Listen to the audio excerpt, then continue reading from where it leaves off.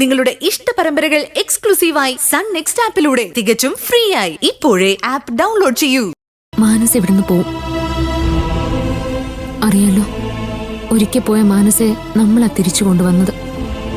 എപ്പോഴും അവള് തിരിച്ചു വരണമെന്നില്ല. ഭാവന, ഞാൻ ഇപ്പോഴേ ഒരു കാര്യം തുറന്നു പറയാം.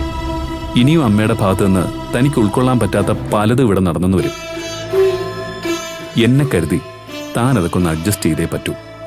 ശ്രമിക്കാം സൂര്യ, അല്ലാതെ ഞാൻ എന്താ സൂര്യയോട് പറയണ്ടേ? എന്നെ മനസ്സിലാക്കാൻ തനിക്കേ പറ്റൂ. അറിയാലോ, ഹോസ്പിറ്റലിൽ മാനസയുടെ ഭർത്താവിന്റെ സ്ഥാനത്ത് എന്റെ പേര് എഴുതിയതും വനിതാ കമ്മീഷന് മുന്നിൽ കുഞ്ഞിന്റെ അച്ഛൻ ഞാനാണെന്ന് സമ്മതിച്ചതും തന്റെ അനുവാദത്തോടെയാ. അല്ലാതെ വേറൊരു മാർഗം ഇല്ലല്ലോ സൂര്യ. ഈ കേസില് നമ്മൾ ശിക്ഷിക്കപ്പെട്ട നാട് മൊത്തം അതറിയും. ഇതാകുമ്പോ നമ്മൾ കുറച്ചു പേർക്കുള്ളിൽ ഒതുങ്ങിക്കൊള്ളുമല്ലോ. സൂര്യ, വിഷമിക്കണ്ട.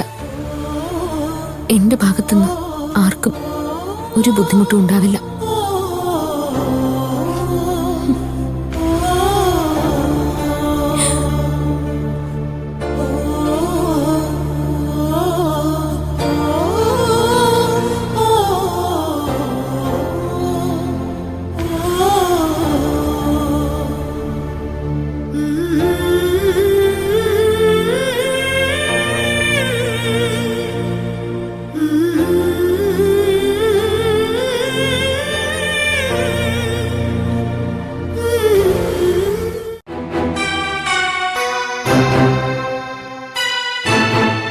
ദേവേട്ടന് നല്ല സംശയമുണ്ട്.